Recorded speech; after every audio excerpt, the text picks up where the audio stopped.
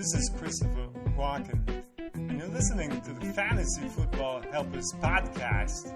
Valuable fantasy football advice with some entertainment thrown in.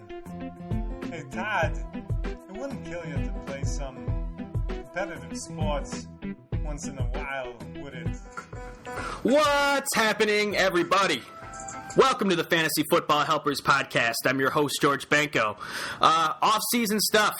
We've been just starting to get into it these last couple weeks now that the Super Bowl has been over with. And I'm really excited to talk to one of our guests today who is kind of all over the place in the football world. He has a blog called Backyard Banter at backyardbanter.com. He writes for the Football Guys, and he's currently working on a project that I think is really a fascinating one, where it talks a lot about wide receivers and just really goes in depth in terms of just analyzing what character traits they possess and how that's going to translate over into the NFL. So without further ado, I welcome my first guest, Matt Harmon from Football Guys. Matt, great to have you on.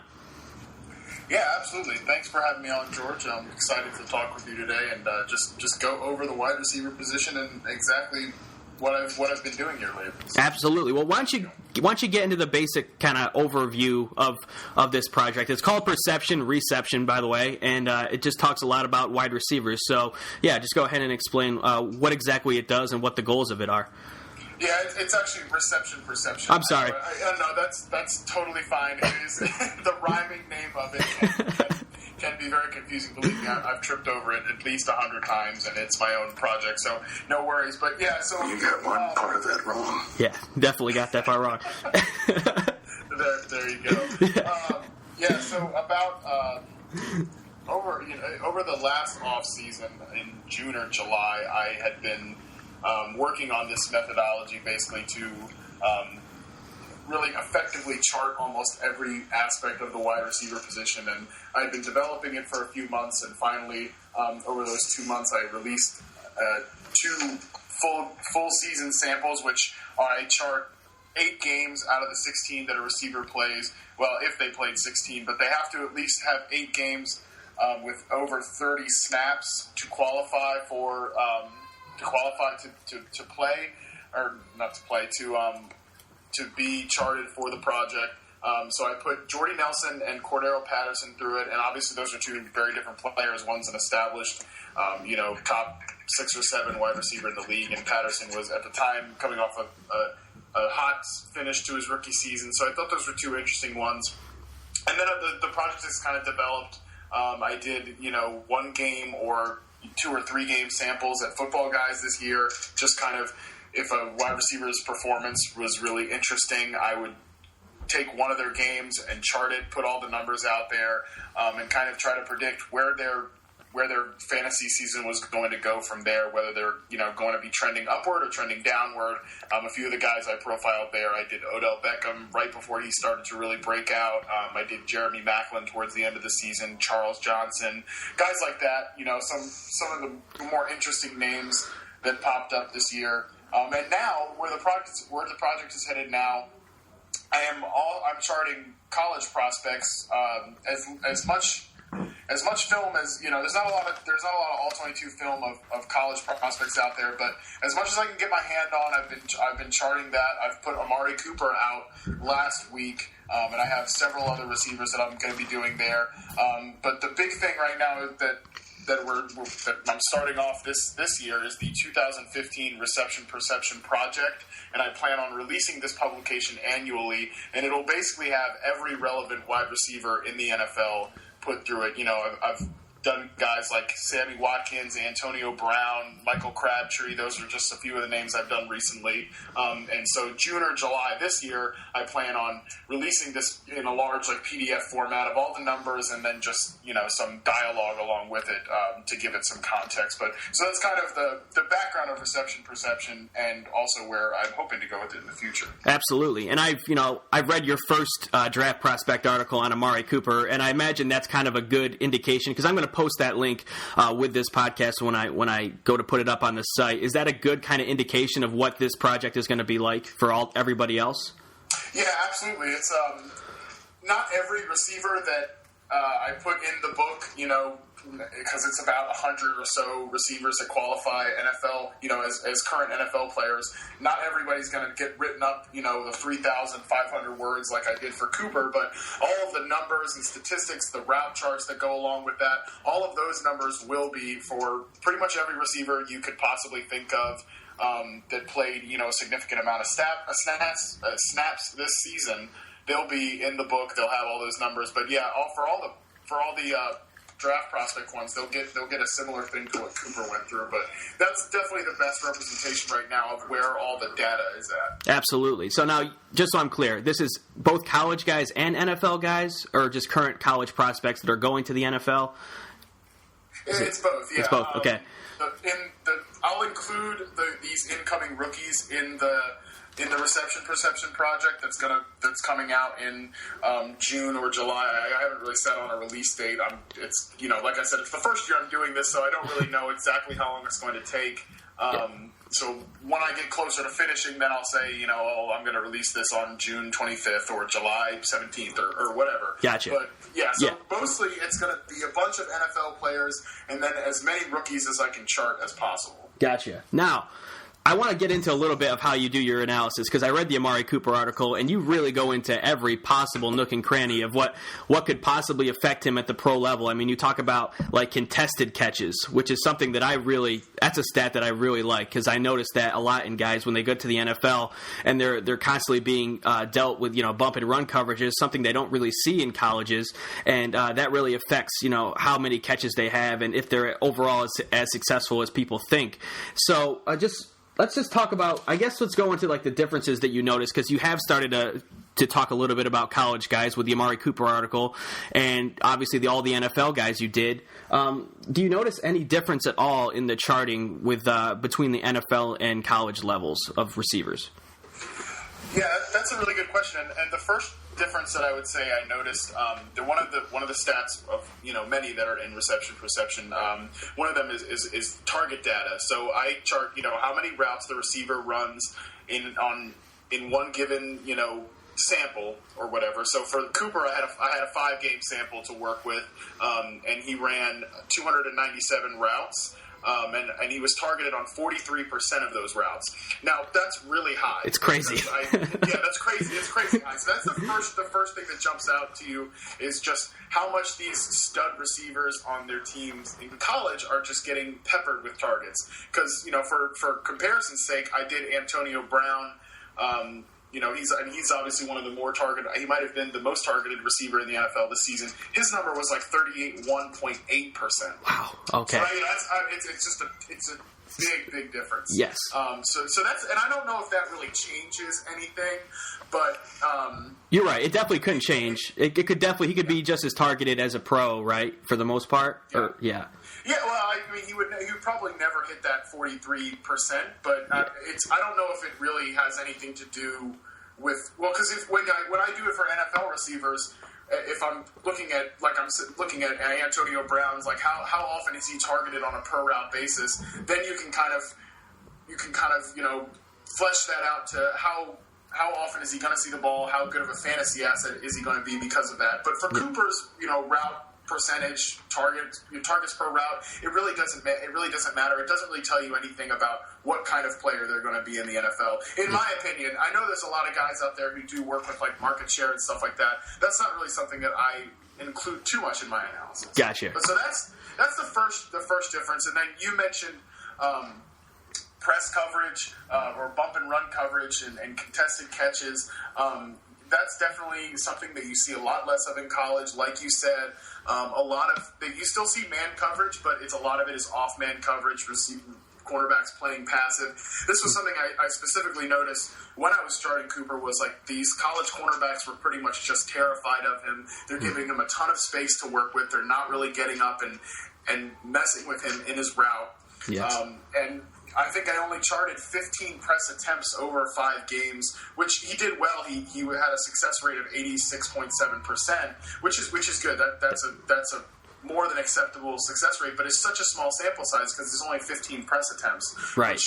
you can guarantee he's going to see more of in the NFL. All these big corners we have in the league today. So that's another thing that you definitely notice is receivers aren't getting nearly as disrupted in their route as they are in college. Absolutely. Or as they are in the NFL. Absolutely. And you just mentioned the big corner thing. It's absolutely true. I mean, more and more teams are drafting big corners in hopes to stop some of these receivers, because it's really the only way is to kind of be physical with them. So how they handle the bump and run coverage is huge. Now, I know you mentioned Amari Cooper was kind of like, you mentioned that he wasn't super physical, but it wasn't like he was, overly passive either in bump and run, which you pointed out kind of just a second ago. I'm kind of repeating it, but it's just something that I guess people should take notice of when they're looking at receivers.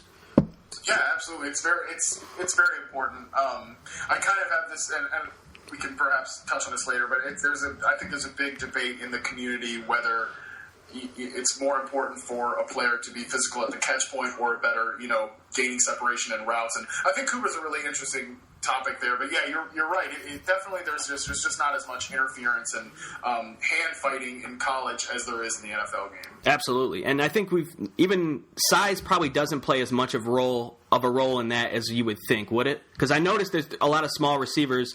There are guys who are just. I know Steve Smith in his prime with the Panthers was a great example of that. That guy had that mentality you mentioned where he would go up and get the ball, and he wasn't super tall. I mean, he was, I can't remember exactly how tall he was, but he was definitely undersized for a receiver. 5'9". Yeah, 5'9", exactly. Definitely undersized, and that is a good point. I think when I think about wide receivers, I think size matters. I mean, yes. I think you're kind of kidding yourself if you're saying it doesn't matter. If it's not an inherent trump card that some receivers have over others, but I don't think it means everything. For example, you look at Odell Beckham. I mentioned him before. He's 5'10", and he's only 180 something pounds, but he makes those contested catches. He plays the ball well in the air. I think he compensates for his height, for his lack of height, with these other incredible gifts. These other, like I said, trump cards. And I think if a smaller wide receiver is going to succeed, they have to have that physical mindset, that my ball mentality.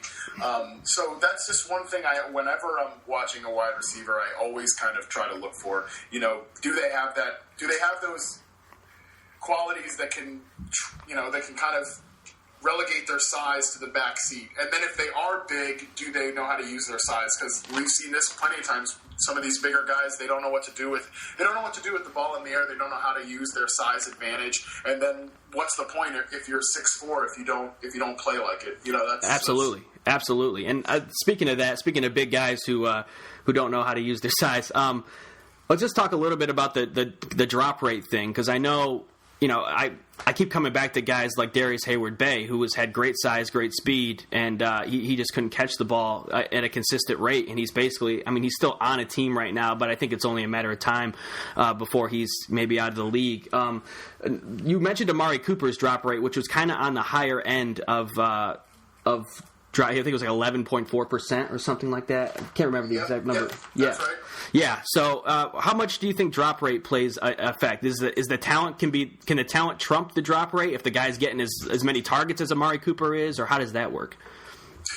Yeah, the funny thing about Cooper's drop rate is, I originally got into charting these college prospects. I wasn't planning on doing this, but Josh Norris from Roto World, I'm sure everybody's probably heard of him.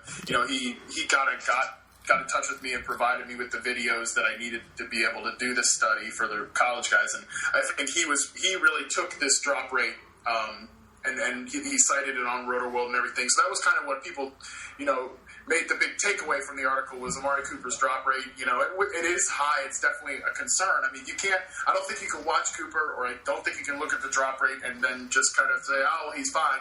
I think you have to list as a negative him making clean, consistent catches as a bit of a concern, for a player that's supposed to be, a top 10 draft pick or whatever. It is really important that, they catch the ball, like you said. It's kind of important with the position, but I think I don't tend to factor too much into a drop rate when they're at the pro level, because I think if they have, like I mentioned, these other trump cards. Take Kelvin Benjamin, for example, another rookie. You know, he clearly has drop problems. He had a bad drop rate in college, and that translated to a bad drop rate as a rookie. But he has that sheer size advantage, that aggressive mentality, playing the ball in the air, you know, at seemingly the most important time, that it kind of relegates that drop rate to a non-factor. It doesn't really matter as much. Yeah, totally agree with you. Totally agree. Yeah, right. But then you look at Cooper, and I'm not sure what his trump card is to erase those drop concerns, because he's not that, you know, physical, play the ball in the air sort of guy. You mentioned the contested catch rate. His was 50%. You know, out of 12, he went up for 12 contested catches in the 5 games I charted, and he only came down with 6 of them. The other one, he was either out-bodied for the ball or couldn't quite locate the ball in the air or whatever, but he just didn't make that catch. So I'm not sure what Cooper's trump card is to erase that concern. Yeah. He's fantastic in a lot of different areas, and you know, I chart the success rate versus coverage, and that's kind of my favorite thing to chart. And to put the route charts together, I think I like the way that kind of fleshes itself out context-wise. Yeah. He has a lot of really good scores there, and so he has a great ability there. But like I said, I don't know like if he's the type of guy that, you know, you can throw 3 passes to him, he drops 3 of them, but on the 4th one, on 4th down, you know you can put it up to him and he's just going to outbody a guy. He's not that type of player. That's a great point, and we've seen that actually with some of the best receivers of all time. I know Terrell Owens is kind of the example that comes to my mind. I mean, he would drop 2-3 passes a game, still have 3 touchdowns and, you know, over 100 yards, just because, like you said, he had kind of that mentality that almost like a quarterback does when he throws some bad interceptions. I mean, he was just going to keep trying to get the ball. And, you know, some guys, their confidence can really, you know, take a nosedive with that kind of thing. So I agree. I think that's almost more of a mental thing than anything. Yeah. But that's a good point. All right, well, I want to get into one last question here. Obviously, we'll keep talking about Amari Cooper because that's the one you basically have started off with. And we talk about the offensive systems. Now, Alabama, we all know that that's a run-first team that plays good defense. They're not known, you know, to really air the ball out quite as much. At least that's kind of what, you know, the general narrative is with that team. How much do you think the offensive system plays a role in kind of what these guys are going to be in the NFL? I don't know if it matters as much as some people would think. Because I think when you're scouting a player and you're looking for traits more so than production or what they did in college. So I think even if a receiver, you know, is only targeted, you know, 6 times a game or whatever, only runs a certain amount of routes, I think you can tell just if you're. I mean, and you have to be disciplined, and you have to be good at it, which is hard. You know, it's hard to do. Yeah. But if you can watch a guy, I think, and no matter what their team is doing around them, I think it's all about focusing in on that individual player and what's going on just in their small section of the game. And I think that's what reception perception does well, is that it kind of cuts out all the noise. It doesn't matter what the quarterback did. It doesn't matter really even what the cornerback did. It matters what the wide receiver does. And it strips away all these other factors and just focuses on this one individual player, which is that's what you're drafting. If you're an NFL team and you're drafting Amari Cooper, you're not drafting Blake Sims or Derrick Henry or TJ Yeldon or all these other players that played on offense with him. You're drafting Cooper, and you're not going to be getting him in his system. You're going to just be getting the individual player. So I think that's what's important is focusing on that one thing and not so much what's going on around him. Yeah, that's a great point. And obviously we're a fantasy football site here. So in terms of fantasy, what do you think of Amari Cooper's value in terms of for dynasty leagues and redraft leagues? Well, for dynasty leagues, he's probably going to be a top 5 pick. Maybe even some people will take him at 101, and I get that. Like it really, for me, depends on landing spot, and I don't say that to like cop out. No, you're not copping out. I totally agree with you.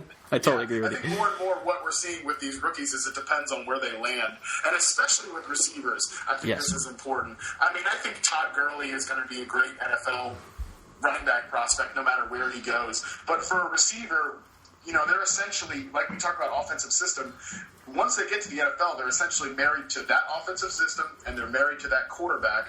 And not every receiver fits every quarterback, and, not every quarterback fits every receiver. I think this is a good example. Another one that I bring up a lot is you look at Emmanuel Sanders.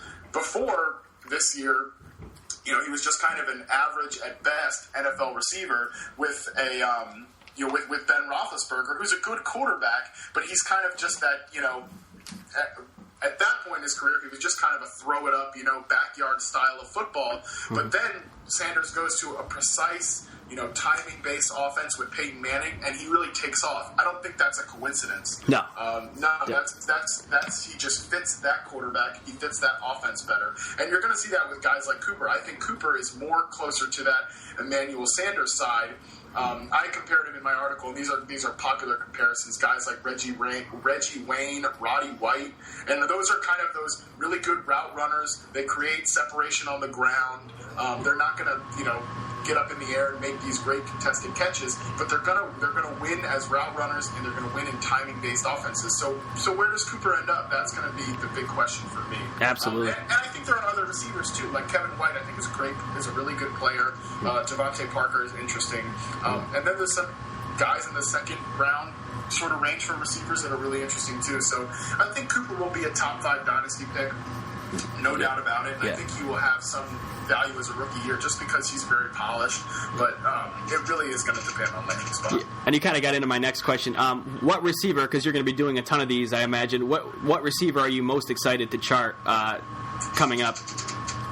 Well, I'll give you 2 college prospects, and then I'll talk about one that I just finished charting, actually, as an NFL receiver. So the next prospect that I'm going to have written up is Dorial Green-Beckham, who's nice. The Missouri wide. Well, he finished his career at Oklahoma, but amid a bunch of character issues, and that's going to be the big discussion with him is how far does he fall? But I think that the fact that a lot of reputable draft insiders, or whatever you'd like to call them, draft analysts, are putting them in the first round of their mocks, I think that means something. I think that someone's going to take a chance on him high. And I'm pretty much done with my charting on him. I plan on writing up the article sometime in the next couple of days. He has great numbers. I mean, he's a top 5 talent. He's incredible. I mean, he's the full package wide receiver wise. Yes. So he's going to be a guy that, again, depending on landing spot and depending on what we hear about the character stuff, he's going to be a really intriguing bet when it comes to dynasty leagues or even in redraft leagues.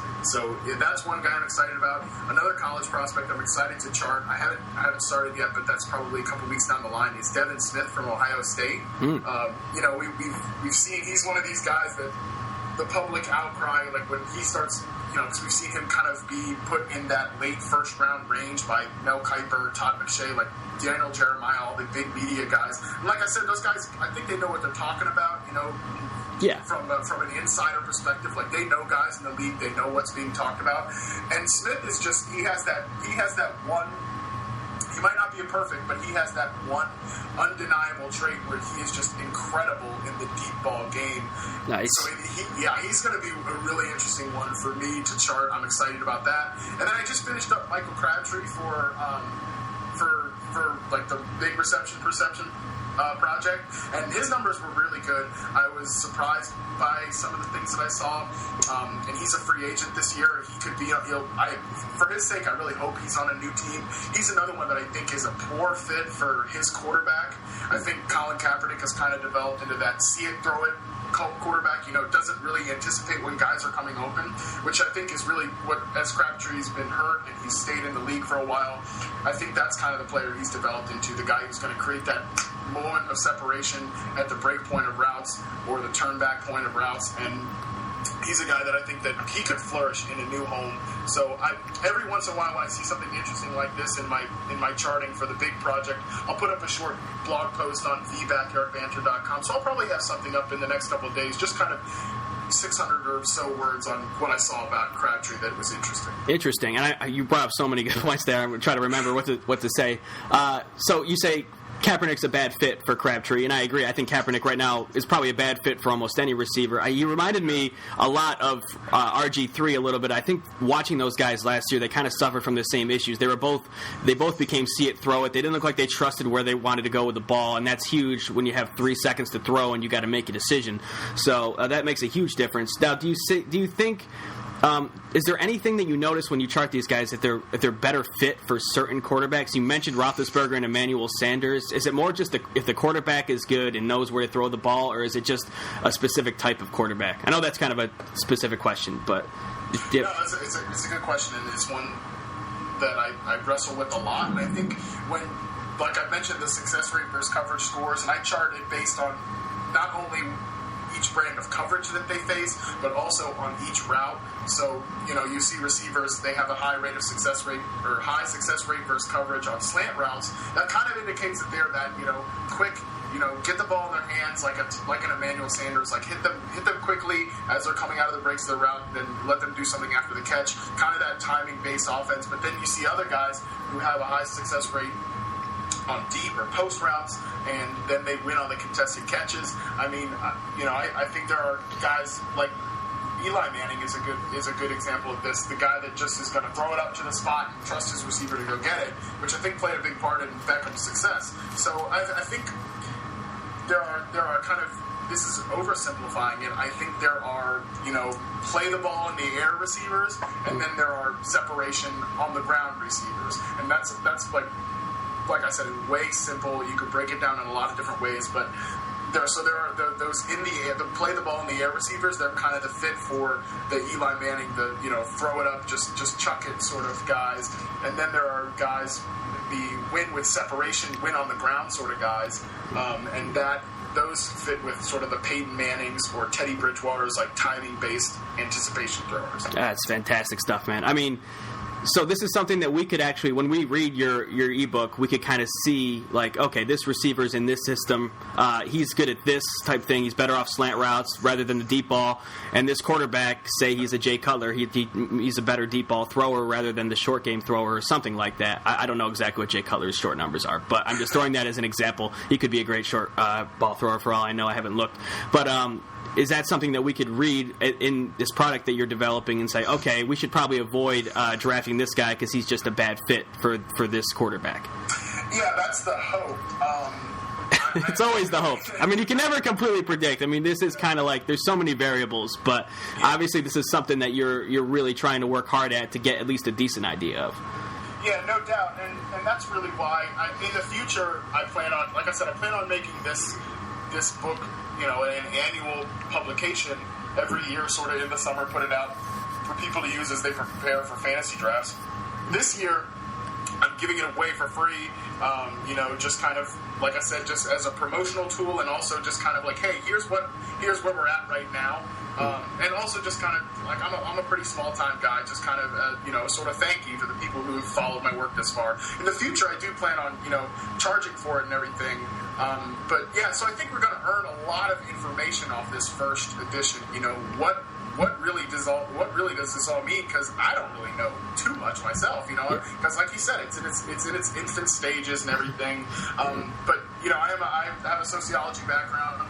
I was really highly academically inclined coming out of school and everything. So a lot of my background is in like making typologies and like sorting things into different societal categories and everything. So I plan on having like a receiver typological tool where we can, like you said, fit these guys into categories and what sort of quarterbacks, what sort of offenses do they fit. I kind of hope that we come away with some sort of product like that at the end of this book. So where'd you go to school? I'm just curious.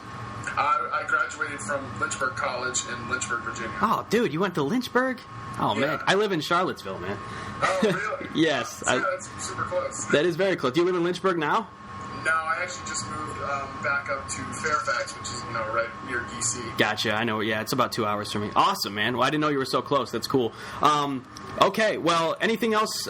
We basically have to wrap it up here. We crossed the 30-minute line. So, anything else you want to plug? Any work you're doing on the Football Guys? Anything else that I can link to, and we can get people over to your site?